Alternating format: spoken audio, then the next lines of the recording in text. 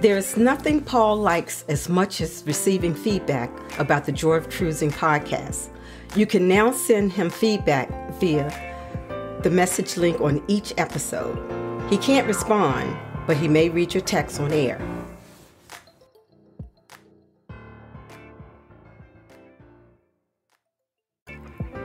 Welcome to the Joy of Cruising podcast with your host, award-winning author Paul C. Thornton, a weekly conversation with the amazing cruisers featured in the Joy of Cruising trilogy, comprised of The Joy of Cruising, Cruising Interrupted, and new release, The Joy of Cruising Again.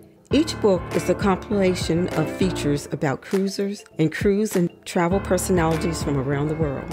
It's the next best thing to cruising, hearing about cruising from the unique and diverse perspectives of Paul's amazing guests. Hello, passionate cruisers. This is Paul, and I'm delighted to welcome this week on the Joy of Cruising podcast, Kate Smith, a.k.a. A Girl in Every Port. Kate Smith is a writer and nurse who has lived and worked all over the world, both on land and at sea. When she is not writing, she and her husband are chasing two small boys and various animals across their small farm in Maine. Kate, when in her 20s, went on a few cruises to the Caribbean and Mexico with her family and really enjoyed them, but remained focused on her life as a nurse. By her early 30s, Kate was getting pretty burned out from her job and was coming off a failed relationship and was looking for a big change. She applied for a job as a cruise ship nurse and was hired by Princess Cruises. Kate spent the next couple of years as a shipboard nurse and absolutely loved it. She recently released a book, The Unsinkable Allie Brown, RN, A Girl in Every Port Cruise Ship Mystery. Part mystery, part romance, and all heart, The Unsinkable Allie Brown, RN is a story about staying open to adventure and the possibility of love. It's very family-friendly and is the sort of book that's perfect to read on vacation. The book is based loosely on some of Kate's experiences. Welcome, Kate, to the Joy of Cruising podcast. Hey, hello. So, how you doing? I'm doing really well. Summer is finally kind of coming to Maine slowly. It's been pretty cold, but we've got a nice warm day. Maine. Let's see. I've been to Maine, I think, once for a conference. Enjoyed it, but I didn't get a chance to get any lobster. Well, I could have got lobster at like your commercial hotels and all that, but I mean, really get into town and, well, I say to town, like Maine's real small. But anyway, get some lobster like you said you had a relative that worked in that, Yeah. That kind of lobster. Yeah, you need to eat it like right on the beach. That's the best way to do it. So yeah, got to come back. Before we discuss your interesting career, tell our listeners about yourself in general. Where you're from, where you live. Well, we just said you live in Maine. Family, professional background, anything you would like to share. Okay. My name is Kate Smith. I am originally from Washington State, actually, but my parents were teachers at international schools. So I actually grew up from the age of 9 through high school graduation in Tokyo, Japan, and then Chiang Mai, Thailand. Oh, wow. So, how enriching was that?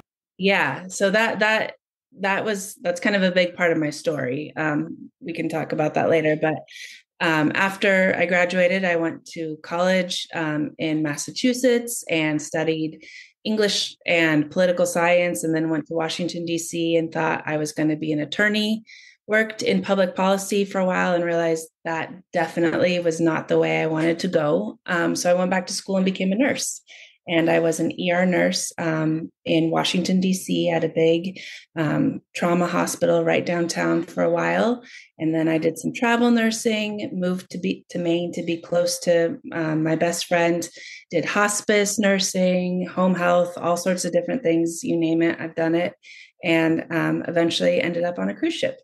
I no longer work on cruise ships because I have two small kids, which, that doesn't work so well. But it was a great time, and I really, really loved it. Yeah, I know the listeners, and of course, I would love to hear some insight into your cruise ship career. So we'll talk about that. Now, you mentioned the international school, which afforded you the opportunity to go to school in the Far East. So help us out. What is the international school? Okay, so I went to a school in Tokyo, Japan, that was made up of kids from families who either their parents had been Japanese and they had lived abroad, so they had already been in a education system outside of the Japanese system. There were American businessmen and women, their children there, missionary kids, diplomats' kids, children who had one American parent and one Japanese parent, just like the whole gamut of situations, and it was really wonderful. In my class, I had, my best friends were from Norway and Colombia and Korea and Taiwan and Japan, and it was just such a wonderful experience, and I absolutely loved it, and I think that really kind of set the groundwork for my desire to get back in an international setting and how I ended up on cruise ships. Are you, as a result, are you multilingual? Yeah, I can definitely get around. I mean, I left Japan when I was 16 years old, so the UN isn't going to hire me to translate at the meeting, but I can definitely talk about shopping and going different places. Not politics, but definitely daily life stuff. So you said you left Japan when you were 16. You probably Yes, said it, but I missed it. How old were you when you got to Japan? 9. Oh, wow. So you spent the Yeah. bulk of your formative years in Japan. Yes. How wonderful that must be. It was so cool. What is the origin of the name A Girl in Every Port? So this it plays a lot into this book that I wrote. So I don't want to give it away too much, but I will say that when I was thinking about going to be a cruise ship nurse, I was talking to my grandmother, and she's no longer alive. But at that point, she had Parkinson's and was starting to have some confusion and dementia.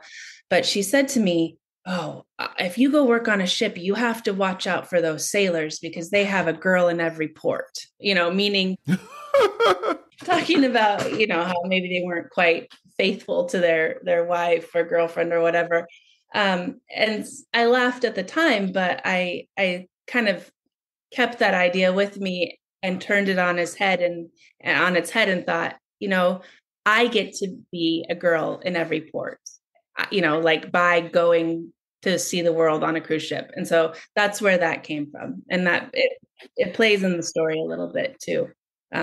But it's kind of a tribute to my grandmother and the idea of taking a common phrase and giving it kind of new meaning, I guess. Yeah, that's a nice catchphrase. It's kind of intriguing, Mm-hmm. almost a little bit exotic. So it's Mm-hmm. Yeah. it catches your eye. Before working on the ocean, did you and your family cruise for leisure? Yes, I had gone on a couple cruises with my parents and my siblings, and definitely enjoyed them. But in my 20s, it was much more about, when I traveled, it was much more like on a shoestring budget, staying in hostels and backpacking and riding overnight buses and trains. And so um, I definitely thought of cruising as more kind of something you did when you're older with your family. And then when I got into my 30s, and the amount of time off I had was very limited, or, when you work so hard as a nurse and all you really want to do is actually relax and not be stressed about if you're going to miss your flight or sleep on a hard bed in a hostel or something, cruising suddenly got a lot more appealing to me, definitely. And so, yes, I've and now that I have kids of my own, we're gonna go on our first cruise with them next February, and they're very excited. Oh, I'm excited to hear about that. So we'll talk about that. But let's go Okay. back. You said you and your family cruised for leisure. Mhm. Do you remember your first cruise? Yes, it was on the Crown Princess, and it was out of Fort Lauderdale, I believe, and it was just a couple ports in the Caribbean. I don't remember everywhere. I know Megan's Bay was a highlight for me. Oh, Uh, that would be a highlight for a lot of yes, us. How, and how old how old were you? I want to say I was like early 20s, 20. Okay, Yeah. okay. Yeah. And my parents, for them, because I'm the oldest of 5 kids, there was something really appealing about with cruises to go and find a place to go where it was all inclusive. So once you got on, my dad wasn't having to take out his wallet constantly to pay for things. There was something for everybody, for all 5 of the kids and my parents. Everybody was safe and contained, so that really appealed to them as a good family activity. And, we really enjoyed it. Now, what motivated you to want to work on a cruise ship? Like I said, I had been working in nursing in Portland, Maine, and I had been doing a lot of hospice nursing, and that was really hard, actually. And I was feeling kind of burnt out. And I had recently broken up with a boyfriend, and Portland at that time was a really small town, and I would go out and see him everywhere, and it just felt, like too much. And so I started to think about travel nursing contracts. Because, travel nursing is a big thing where you can pick a place that you're interested in and go work for 13 weeks at a time. And, if you like it, you can stay. If you don't, on to the next place.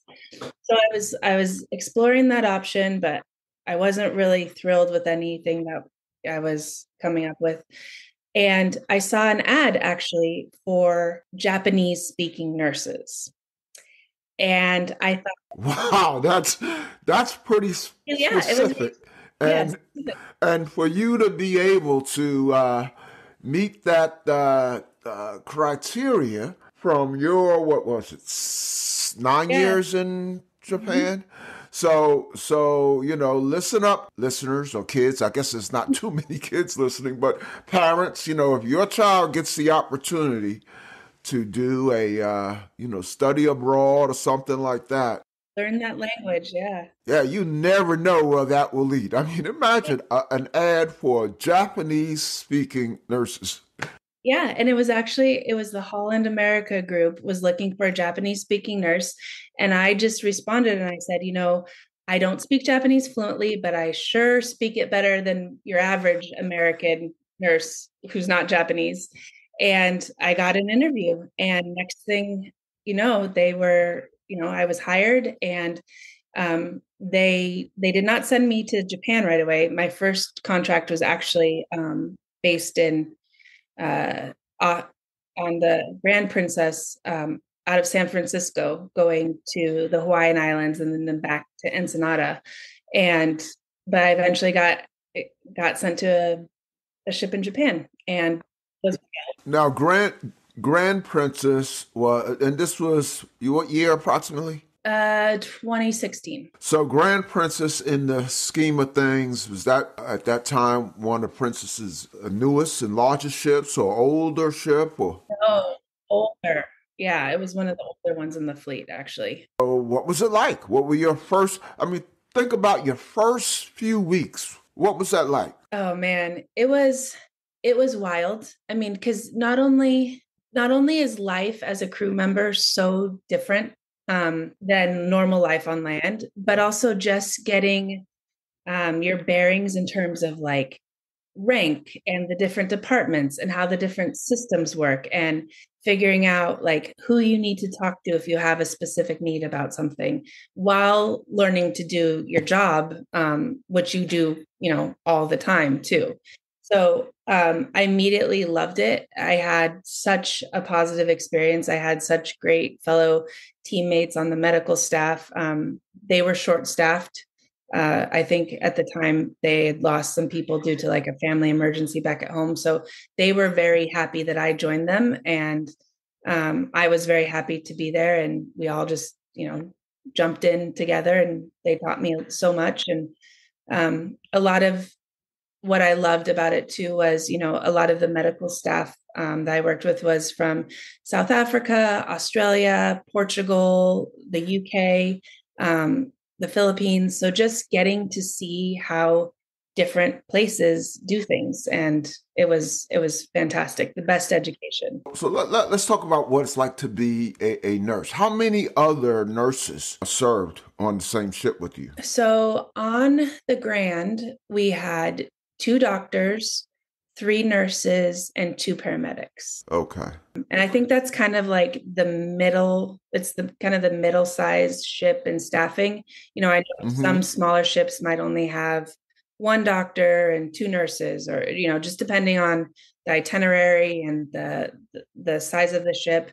But the Grand is, I was later on the Regal, which had had three doctors and, multiple nurses and paramedics. But the Grand was two doctors, three nurses, and two paramedics. Did you immediately interact or not interact, immediately establish relationships with non-medical staff, with other members of the crew? Yeah, very quickly, because, the medical staff takes care of passengers, but also takes care of crew.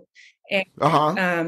so, you're dealing with just the sort of day-to-day health issues of the crew.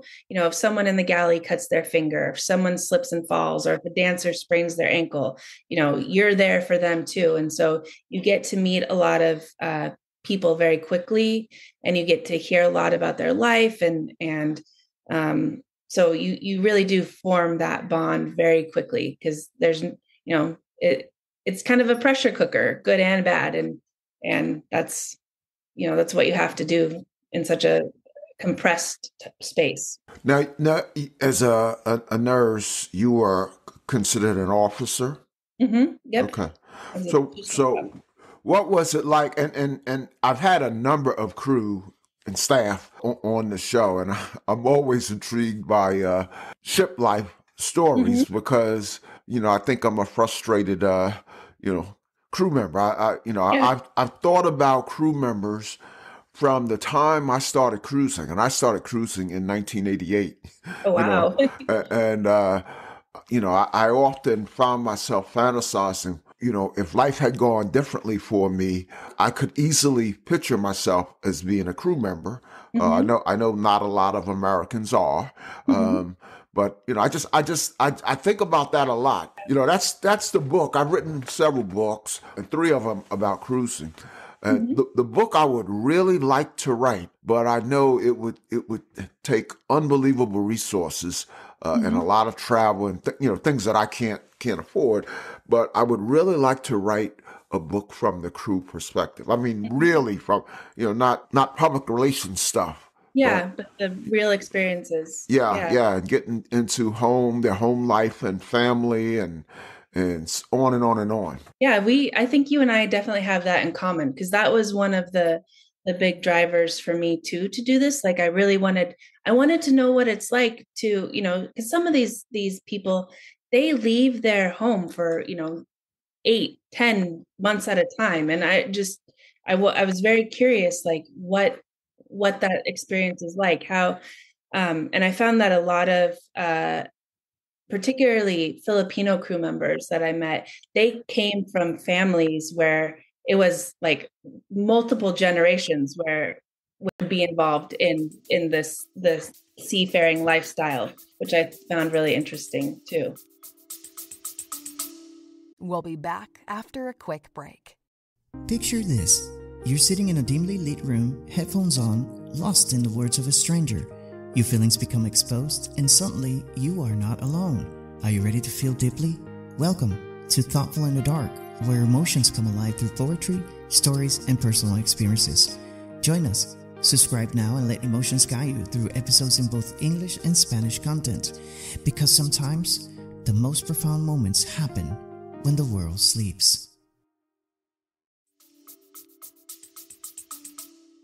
But You kind of anticipated my question because I was going to ask you, what other learnings do you have in terms of the seafaring lifestyle from other aspects of crew?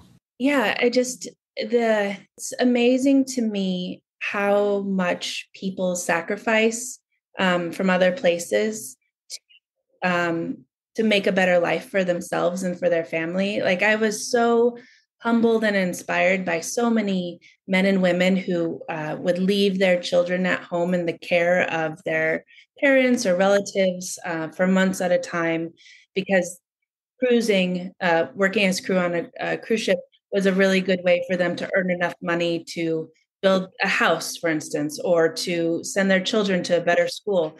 And, as Americans, I know a lot of people in this country make a lot of sacrifices on behalf of their families and their kids. But apart from men and women in the service, most people don't have to leave their family for months at a time to do that. And so that was something that was really inspiring. You learn, you learn that people from different nationalities, sure, they have a lot of pride and they stick together and they support each other, but people also love to get to know about other cultures. And I loved how much everybody would pick up different words from different languages, and it became kind of like the language that everyone spoke. A little bit of Italian here, a little bit of Tagalog here, a little bit of Spanish, and just Afrikaans from the South African doctors. So just interacting, Yeah. you become, slightly multilingual. Yeah, definitely. And you just sharing food and holidays. The crew bar, for instance, there would be like on Peruvian Independence Day, there would be a Peruvian party, and on the Indian Independence Day, the food was amazing. Like there were just so many cool things. It was like the best of just the international like cooperation and interest in each other and working together. And I think I wish that the passengers could see that, actually, because it's so great.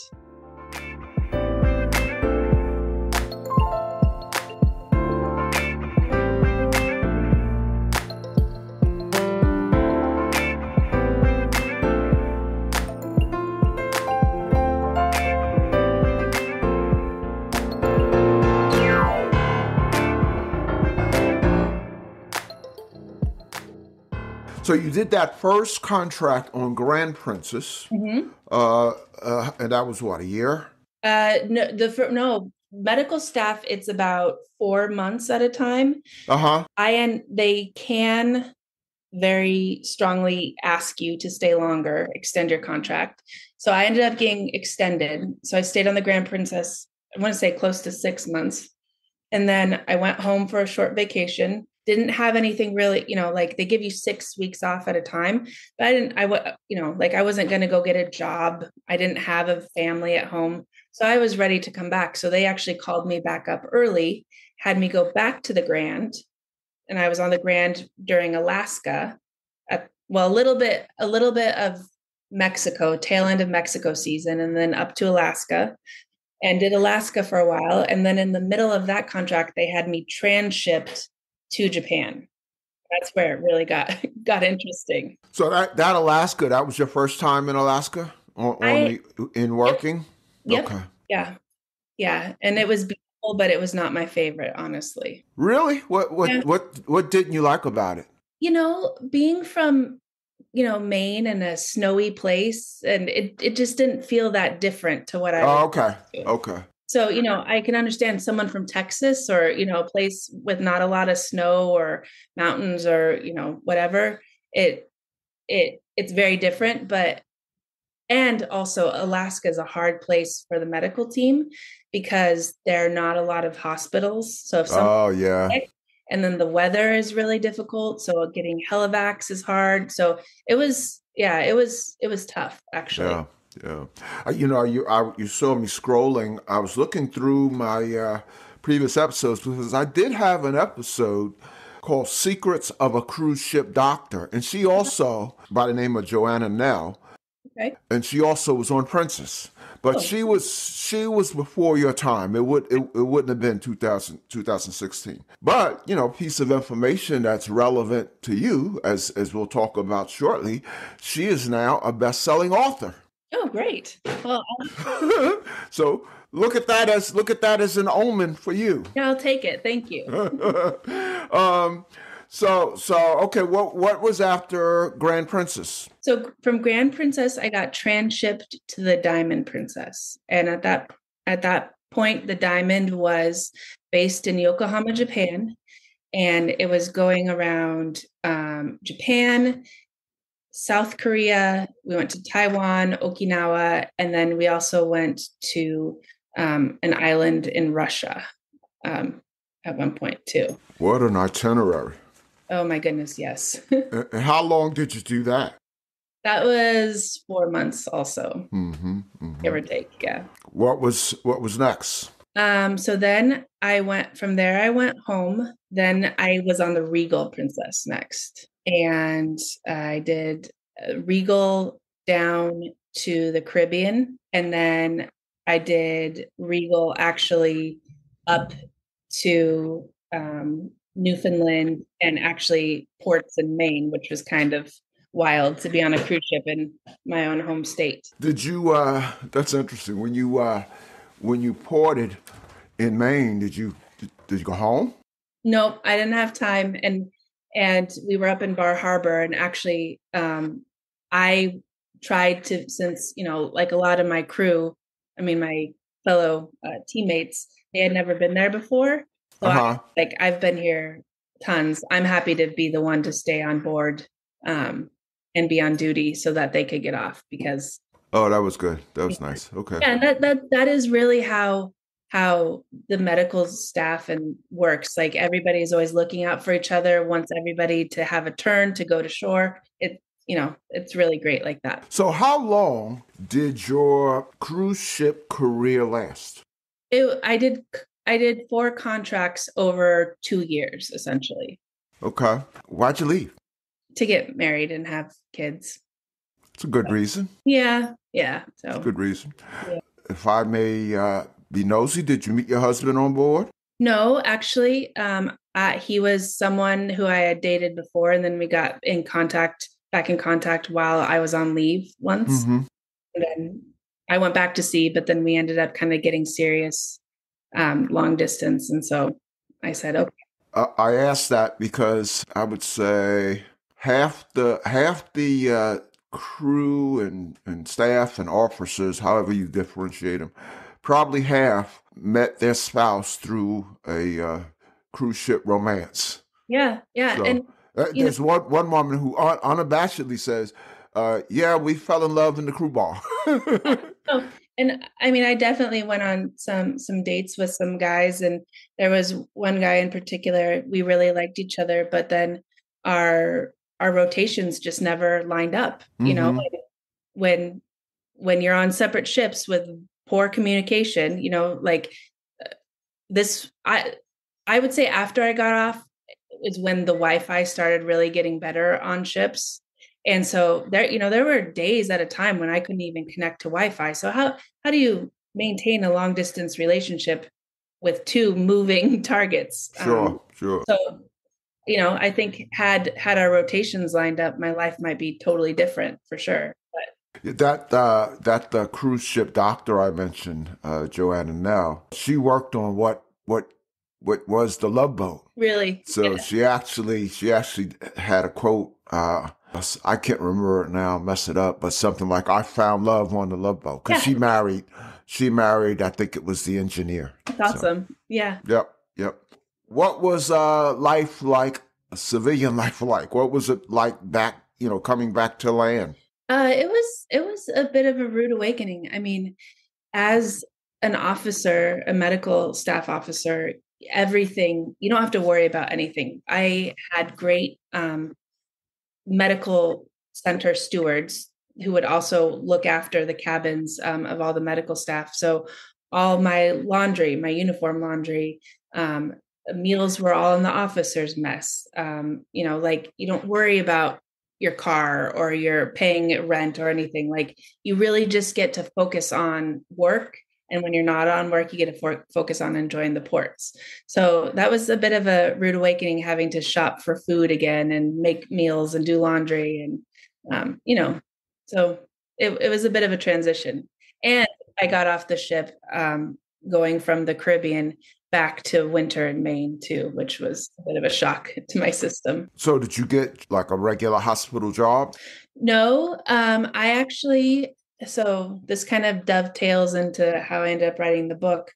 But while I was working as a nurse all these years, I've also been a freelance copywriter and done that just kind of on the side because I've always loved to write. And so when I got off the ship and ended up getting married, and my husband and I weren't really sure if we were going to stay in Maine. He works in the boating industry. He works on big like yachts or sailboats that sail like around the world, kind of races. So we talked about maybe trying to move somewhere, either to Florida or somewhere internationally. So I didn't want to get a nursing job right away. And so I just focused on writing. And I ended up getting pregnant with our son and found out pretty early on that he had a lot of complications with his heart. And so I couldn't even get a nursing job at that point because they said he probably would need open heart surgery at birth. So, Wow. Yeah. So thankfully today he's a healthy 6-year-old. He had a big heart repair when he was about 1, but it was a kind of a long road and it kept me out of working clinically as a nurse. So that's why I kind of started focusing on writing. Now, the book that I'm familiar with, is this your first book, The Unsinkable Allie Brown, RN? Yes, it is. Okay. So talk about your career as a writer. Okay. So I've been working as a copywriter while working as a nurse, and then after getting off ships, a bunch of different big brands, helping them with content, with social media, with advertising, writing ebooks, writing white papers.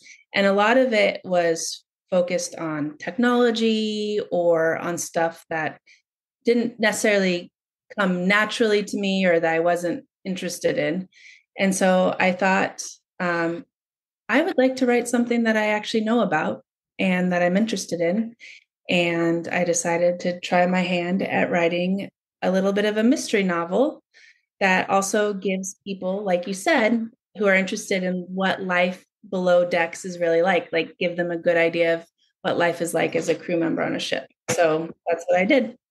And it's based definitely on some of my own experiences, loosely, but it's the first in a series of mystery novels about a nurse on cruise ships. So you've decided it is the first in a series. Mm-hmm. Yes.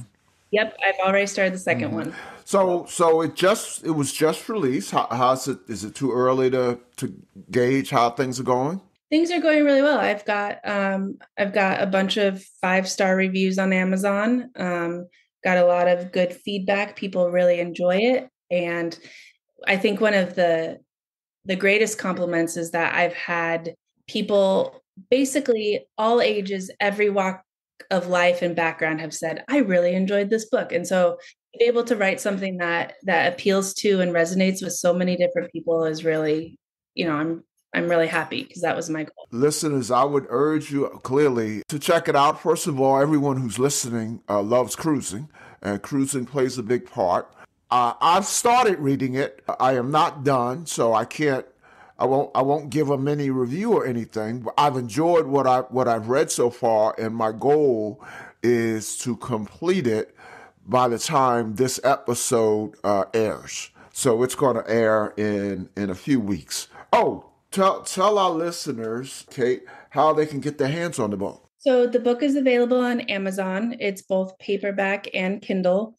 For some reason, I've been going round and round with Amazon the 2 books are not on the same page. So if you put in The Unsinkable Allie Brown and only the paperback comes up, just scroll down a ways and the ebook version is below it. So I'm still working on that. And I will say, the first couple chapters she doesn't get on the ship until about, a third of the way through the book. So it's kind of the Allie Brown, her backstory, setting her up for her life on ships and solving mysteries. So the first one is kind of the origin story, and the next ones are going to be more mystery focused.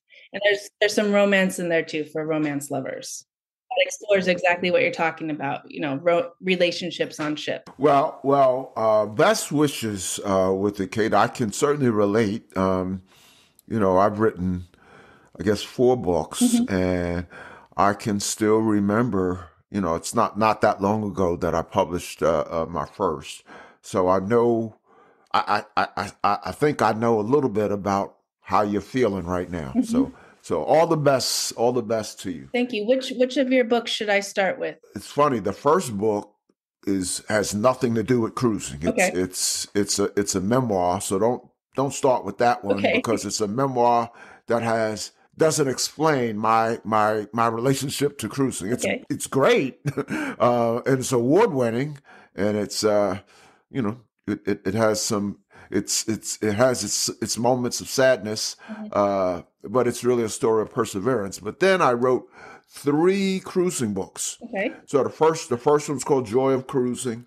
Second one's Cruising Interrupted, and the third is The Joy of Cruising Again. And they're all essentially they're all very similar. So, and you don't even have to read the first to then read the second or read the third. You know, it's not a series so much as it is a collection of stories about interesting, fascinating cruisers. Your story would be in the book. Okay. You know, if I had met you, 5 years ago. So the podcast is essentially carrying on my passion for cruising. Okay. But I don't want to write cruising books for the rest of my life. Right. But I love talking to people like yourself because I learn so much. I'm exposed to so much. You know, I love it. So That's great. I love it. so, but if you wanna read one of my books, read The Joy of Cruising. Okay. You know, that was the first of the cruising series, and it was the most well regarded. So what do you do, Kate, in your me time? Oh man. So I have a 3-year-old and a 5, almost 6-year-old. So 3-year-old and almost 5 6. and 5 almost 6. So I'll change my question. You don't have any me time. Yes. And we live now on a little farm kind of in central Maine. So a lot of my time is just keeping the crew moving. You know, there's always work to be done. In Maine, you know, we heat our home with a wood stove. And so already now we are in the process of getting firewood and splitting it and stacking it and drying it, you know, in advance of next year, and getting the garden in the ground and all the stuff that just, you know, you got to do to keep all things. But I love to read. I love to hike. We do a lot of hiking and camping and boating. My husband is a really, really skillful sailor. And so the boys are almost old enough to start teaching them how to sail. So that's exciting. And yeah. Do you own your own boat? My husband has a sailboat. He works at a boatyard, and knows how to do all the stuff himself, which is the only way that it's affordable. But yeah, we have a sailboat. Are you a traveler other than the boat? I mean, you did mention that you were about to take the kids on a cruise. Yes. Yeah. So I love to travel. I've been many, many places in Europe and Asia and South America. There are so many places I want to go. Again, my kids are just now getting old enough where it seems manageable, but my parents celebrated their 45th wedding anniversary, and to celebrate, all 5 of us kids and our children are going on a cruise with my parents next February. Oh, wonderful. What show? Or is it a surprise or? Nope, we know, and we've made a big paper chain with the kids. So every day they take off a link, and we watch lots of YouTube videos. It's going to be on the Sky Princess, and so we watch lots of YouTube videos because they're obsessed with, you know, learning about the ship. Your boys are excited, huh? They're so excited. They talk about it all the time. They tell everyone they meet, they say, guess what? We're going on a cruise. We're going to be gone for 9 days. We have to go to Florida. We'll let you know how it goes. That's what they tell people. I love it. Now, and they know you worked on a ship. Yep. Yeah. I love it. Oh, that sounds so great. Yeah. So I'm really excited for them to see it and experience what it was like. And, you know, my husband's never been on a cruise before. So really? No, he never has. And I know he's going to be fascinated by the boat, because as a boat guy who works on systems of boats, he's just not even going to be able to. He's going to be in his glory. Yes, everywhere he goes, he carries a flashlight. He's always peeking under the hood of engines. And it'd be like all around the ship. Security's probably gonna see him and be like, "What is this guy doing?" But yeah, he's fascinating. So, what's on your travel bucket list? I would love to go to help me, Northern Lights, Iceland. I couldn't think of it for a minute. Yeah, I'd love to go to Iceland and see Iceland. I've never been to Africa. I would really love to go to South Africa. In particular, I have so many dear friends now from ships who live in South Africa, or based in South Africa when they're not on ships. So I would love to visit them there. I would love to go to Australia and New Zealand. Never made it to the South Pacific. So the big things for me. All on my overflowing bucket list as well. One I'm checking off, not until late 25, but we are going to Iceland and the fjords and all that. So be my first time cruising out of Southampton. Oh, I did that one time with my parents, actually. Oh, okay. Yep. My mom had cancer and she beat it, and to celebrate, that's not what she really wanted to do. So my parents and I and my best friend, we both took 10 days off of work and went from Southampton to Copenhagen and to Sweden and then up through Norway to the fjords. It was fantastic. Wow. And by the way, that was a great way and great reason to celebrate, that's for sure. Yes. Yeah, no, you and my mom might be kindred spirits, because she is so fascinated and loves cruising. Like she would live on a ship if she could. She's just. Yeah, I would too, but the problem is my wife wouldn't. Yeah, that's my dad. Exactly. Yeah, she likes to cruise. We enjoy cruising together, but she's not as addicted as I am, and she also. For instance, we just got back, as you know, from our first transatlantic, and I loved it. We both enjoyed it, but it was 14 days and only 3 stops. Yeah. So the first 8 days were sea days. Yes. And that was too many sea days. Yeah. She kept saying, "I need land. I need land." Yep. and then when we finally got to our ultimate destination, which was Barcelona, Spain. As soon as we checked in, I had work I had to do because I had a podcast being released the next day and it wasn't quite ready. So I was, even though our room wasn't ready, I was sitting in the lobby working on the podcast. She said, I got to go for a walk. She said, I just have to walk. And so we will do other long cruises, and that's not the longest cruise we've done, by the way. So we'll do other long cruises, but I will be very careful to make sure that it's not too many sea days. Yeah, well, that the idea of many sea days actually plays a big part in the second half of my book too. That plays into the intrigue and the mystery. And okay, I did not get to that. Yeah, get to that yet. So I'm only about a third of the way through. Okay, yeah, I'd say the best is yet to come. So well, good. So before we let you go, Kate, I always ask guests a couple of fun or light cruise questions. Okay. So the first one, kind of an easy one, but it helps me. I get great ideas, and I try almost everything that is new to me. So what are your favorite cruise drinks and cruise food? Okay. So on Princess, there's a dish that was often in the officer's mess that I know appeared on the passenger menu sometimes too. And it is an Indonesian dish called nasi goreng. N-A-S. Not what? Nasi? Yeah. Goreng, Goreng. And it's like a kind of like almost like a fried rice with skewers of meat and then like a cucumber salad on top. And it's based on an Indonesian dish. And I loved it. Every time it was on the menu, I was so happy. And that's on Princess. Yeah, it was on Princess, and then there was a fried egg on top too. That was the other good part. So I'm It's I'm booked on Sun Princess okay. in April.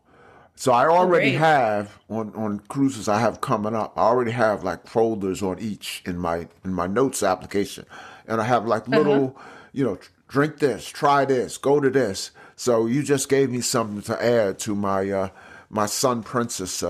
What do you Yes. recall if that was in a specialty restaurant? Nope, it was just on the menu. Okay, So okay. yeah, in the dining room. And then in the ships that in the piazza that have like the coffee Hmm. bar, they have like pre-made sandwiches and pastries and stuff.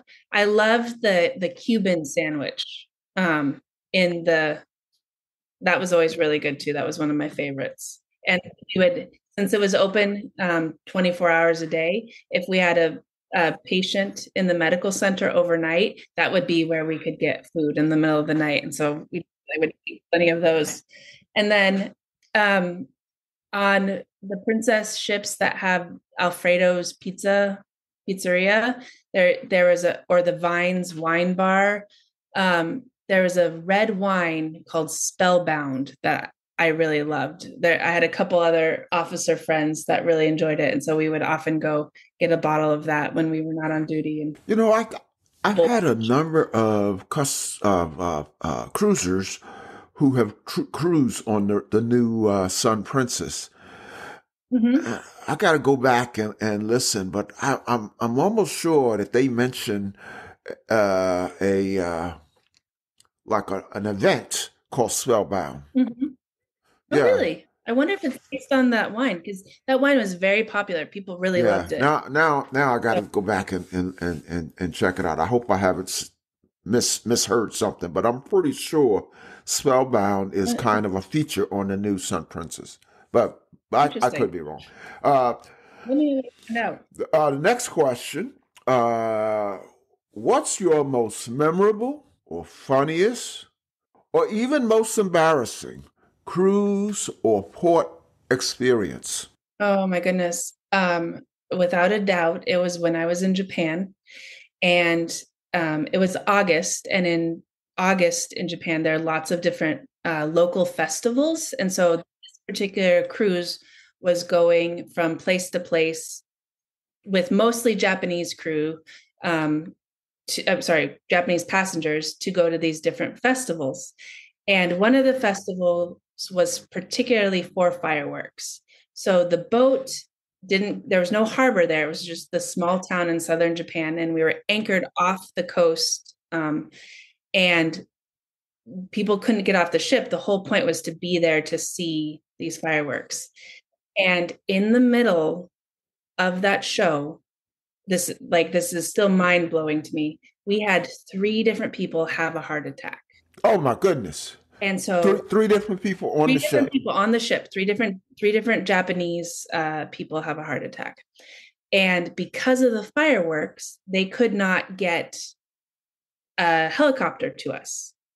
And so we had to call the Japanese Coast Guard to come, and the Japanese doctor and I had to disembark two of the most critical people, take them for an hour-long boat ride on this open air deck boat, Japanese Coast Guard boat, to get to land, where an ambulance met us, drove like about an hour and a half to a Japanese hospital, do handover there in a very rural place. Thankfully, the Japanese doctor was there because there was no way, as you know, that no one spoke English. But um, and so it was about 1 a.m. by the time we were trying to find a hotel in this tiny little town. And we finally found one. And then by that time, though, the ship had pulled anchor and was going way up the coast, all the way up to Hiroshima. Wow. And because we had the critical stretchers and oxygen tanks and everything that we had brought from the ship that had to go back to the ship, we could not take the train because you're not allowed to take oxygen tanks on the train. So we had to hire a private taxi and pay, it was something like $3,000 to drive us all the way up to meet the ship Oh my up in goodness. Hiroshima. And it took all day for us to get there too. It was wild. I will never forget that in my life. Wow, yeah, that is pretty unforgettable. Now let me ask, hopefully there is a happy ending. Do you know what happened with the patients? I know for sure that 2 out of the 3 came out okay. I don't know about the third person. But yeah, but 2 out of the 3 ended up doing just fine, which is amazing. Yeah. A testament to what we can do on ships. I mean, there are some things we can't do, but we can do a lot on ships for sure. Yeah, that the doctor, I was a cruise ship doctor episode. She had some similar, pretty poignant stories. Wow. The oddball question, the third question, I know some of your social media following, friends and following are listening. So welcome to the many Kate Smith friends and fans. We certainly hope you have enjoyed listening to the Joy of Cruising podcast, and we'll come back to listen to additional episodes. Follow the Joy of Cruising podcast on IG and join our Facebook group. Yep. Kate, share one thing that my listeners and your friends and fans don't know about Kate. I am really claustrophobic. Wow. Yeah. Like I have a hard time being in an elevator, for instance. So a lot of people were surprised that being in the ship didn't bother me. And there was something about, well, it helped that my cabin had a porthole as an officer, but I could always go up to a deck, so I didn't feel claustrophobic like that. But yeah, I do not like confined spaces at all. Like even sitting in the middle seat in a car, I sometimes get a little bit panicky. There's lots of spaces on ships that would be tough for claustrophobic individuals, but it sounds like you just adapt. I did. I adapted, and I think it was a case of I wanted to be there bad enough that I could kind of just get over it, make myself just kind of face that fear. And I knew that there were places I could go when I felt claustrophobic.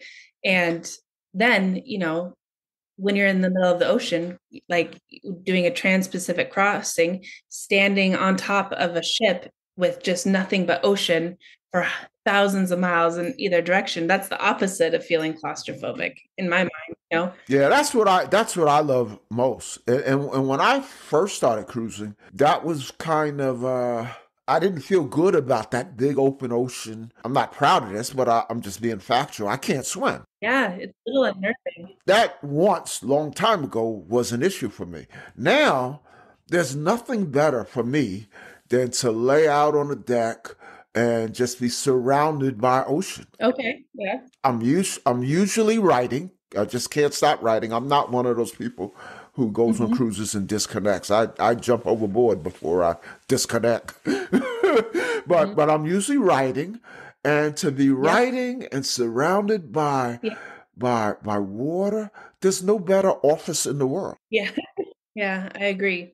Well, Kate, thank you so much for coming on the Joy of Cruising podcast. All the best with Unsinkable Allie Brown. I'd like to hear from you down the road that it's things are going great, and good luck with your cruise with your family. That sounds so exciting. Thank you. Well, I think we're friends on Instagram, so we will definitely keep in touch, and you'll see pictures for sure. There you go. As they say, we will see you on the ocean. That's right. Thank you so much. Take care, Paul. The Joy of Cruising and Cruising Interrupted, each $16.99 plus shipping, and new release, The Joy of Cruising Again for $18.99 can be ordered at the link on thejoyofcruisingpodcast.com. For each of the 3 books, use the discount code Joy of Cruising Podcast and get $4 off. The Joy of Cruising books are also available at Amazon. Order the ebook at Amazon or your favorite online retailer. Stay in touch by joining the Joy of Cruising Podcast Facebook group or following the Joy of Cruising Podcast on Instagram. We're constantly adding new shows. Please leave a review and tell a friend about us. We hope you enjoyed this brief escape to the ocean. See you next week.